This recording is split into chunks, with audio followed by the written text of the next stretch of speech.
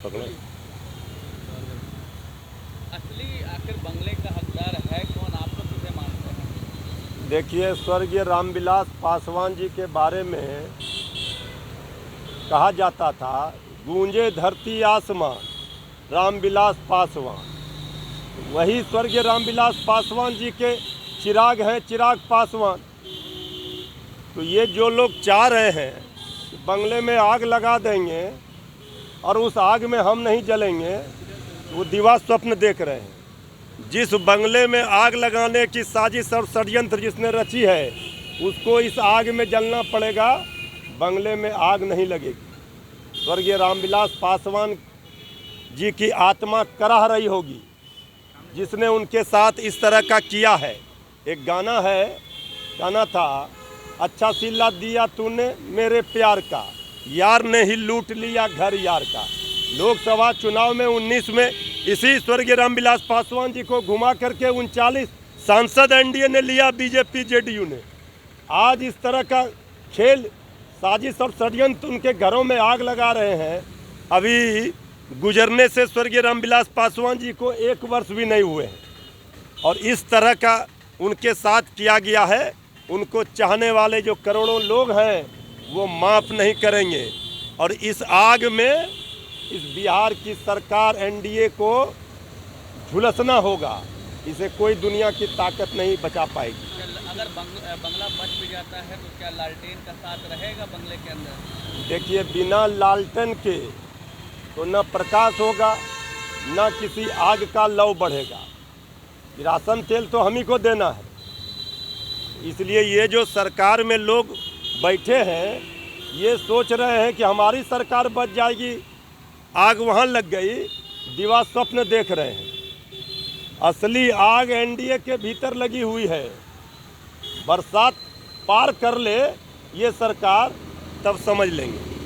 ये बताइए कि आखिर दलित ही क्यों निशाना रहते हैं बार बार? कई सारे उदाहरण हैं। यही तो अभी बीजेपी के प्रदेश अध्यक्ष जी ने ये सवाल खड़े किए थे कि बिहार में दलितों के साथ, अल्पसंख्यकों के साथ न्याय नहीं हो रहा है। पुलिस निर्दोष को फंसाती है, दोषियों को बचाती।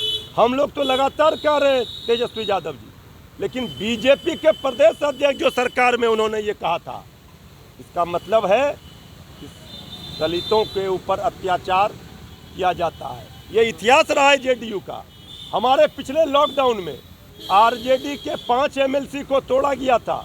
लॉकडाउन में यही सब स्क्रिप्ट लिखते हैं बैठकर एक अने मार्ग में। और दूसरे लॉकडाउन में महामारी के समय ऑक्सीजन नहीं मिल रहा लोगों को, दवाई नहीं, एम्बुलेंस नहीं, और ये प्लान करते हैं दूसरे राजनीतिक दलों को तोड़ने का।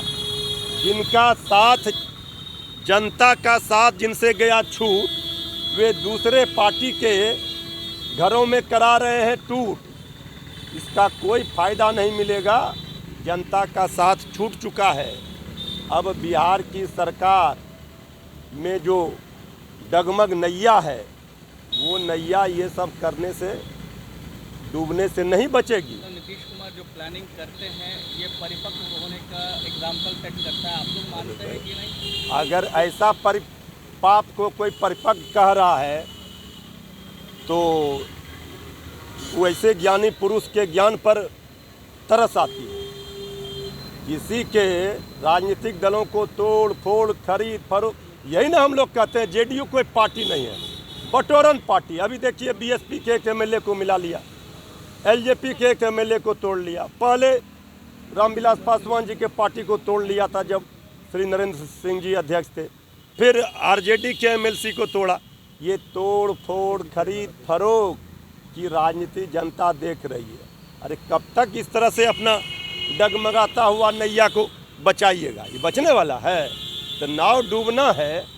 जेडीयू का मतलब हम लोग नहीं, आदरणीय प्रधानमंत्री जी ने इसी गांधी मैदान में कहा था, नरेंद्र मोदी जी ने, जेडीयू का मतलब जनता का दमन उत्पीड़न। जनता का दमन उत्पीड़न हो रहा है और राजनीतिक दलों को, अपने विरोधी दलों के लोगों को खरीद फरोख्त करके, तोड़ फोड़ करके अपनी सरकार बचाने का नाकाम प्रयास किया जा रहा है, इसका लाभ एक नहीं और मिलेगा। घोटाला सामने आया है बिहार में आरटीपीसीआर वैन को लेकर के यही पैसे का इस्तेमाल होते हैं खरीद। यही तो हम लोग कह रहे हैं, जनता की गाढ़ी कमाई घोटाले के पैसे को इसी सब में लगाया जाता है, तोड़ फोड़ खरीद फरोख्त करने के लिए। ये तो आरोप हम लोग बराबर लगाते रहे हैं, वो साबित हो रहा है। चारों ओर घोटाला, अब कुछ बचा ही नहीं जिसमें घोटाला नहीं हो। सृजन से लेकर शौचालय तक, अब तो सांस घोटाला, मौत घोटाला, अब कुछ बचा जांच घोटाला, सब में तो घोटाला हो गया। अब ये सरकार इसी में पीठ थपथपा रही है, खुश है कि लोजपा में झोपड़ी में घर में आग लग गई। अरे अपना घर संभालिए ना, अपना घर संभल नहीं रहा है।